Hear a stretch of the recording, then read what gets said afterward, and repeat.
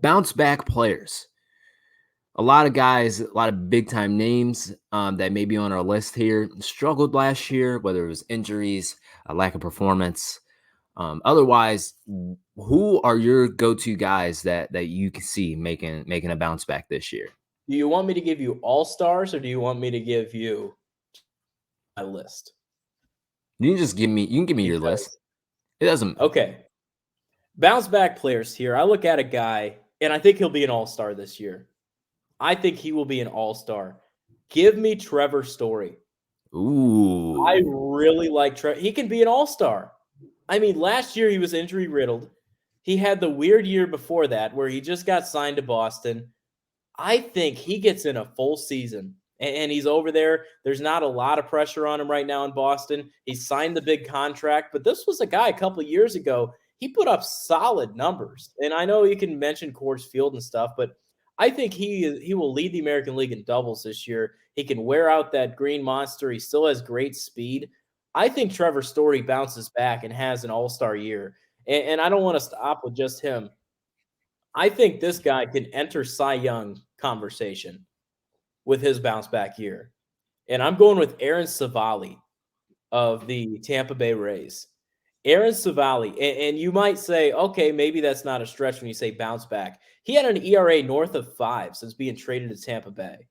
Last year was a rough year for him. The Cleveland Guardians, it just kind of fell apart last year in terms of injuries and stuff like that. But Savali was a piece that kind of just struggled, and then he gets traded. He was not good with Tampa last year.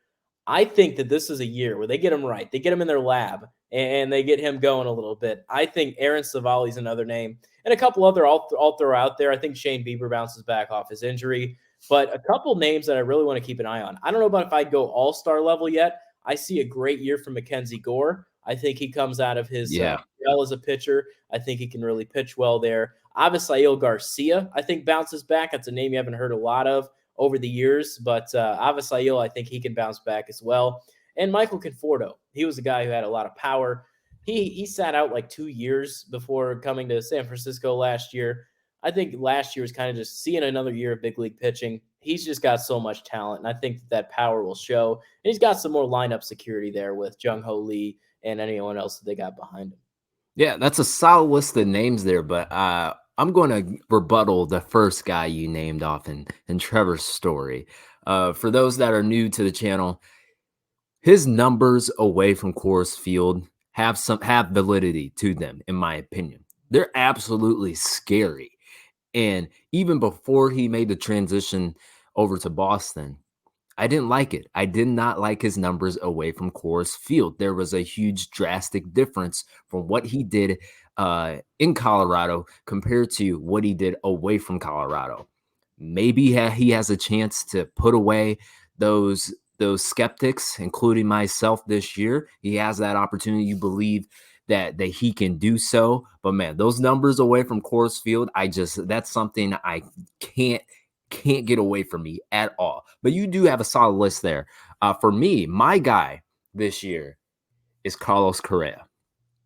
Let's talk about what Carlos Correa did last year. Dylan, he slashed a 230 batting average, 312 OBP, and 399 OPS. That's what he slashed last year.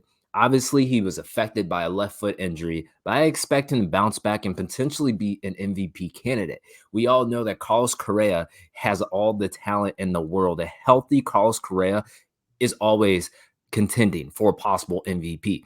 And if the Twins get that from him this year, they'll have no issue winning the AL Central.